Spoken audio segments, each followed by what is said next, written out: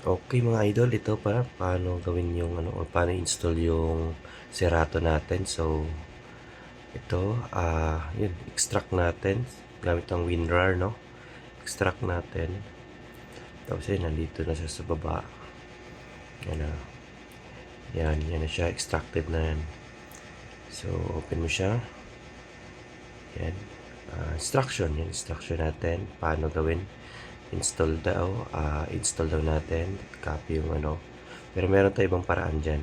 Ituturo ko para nandito na lahat kung paano ko ginawa. So, ayun. Install muna natin. No? Setup. Check the box. Okay. Antayin lang natin matapos. Yan. Loading. Depende sa bilis. Depende sa laptop mo.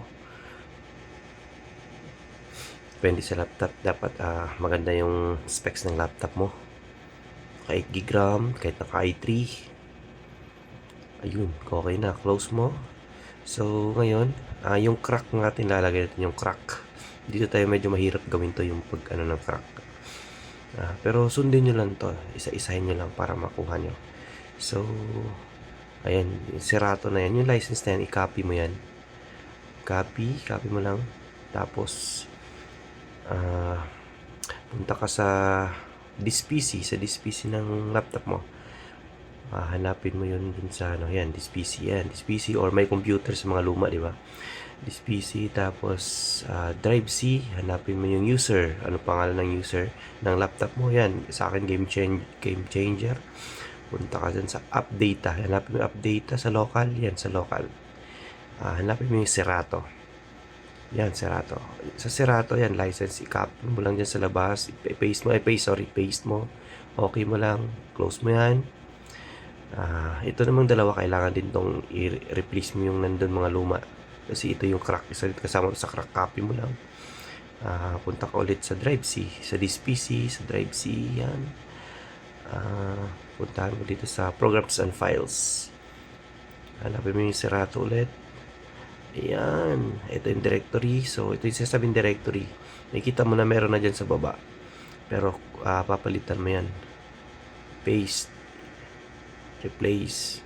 Close. Yun. So, try natin i-open yung Serato kung gagana na siya. Try natin na. So, ayan. Binubuksan na yan. Okay. So, ano siya?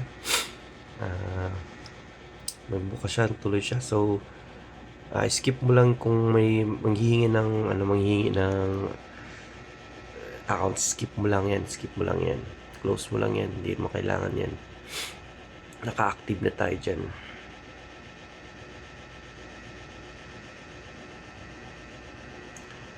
Pero pwede mo pa rin lagyan. So, try natin kung mag-play siya, no? Feedbackan nyo ako mga idol sa mga nangyari sa ano nyo, para ma-check ko kung paano magagawa maayos. Thank you.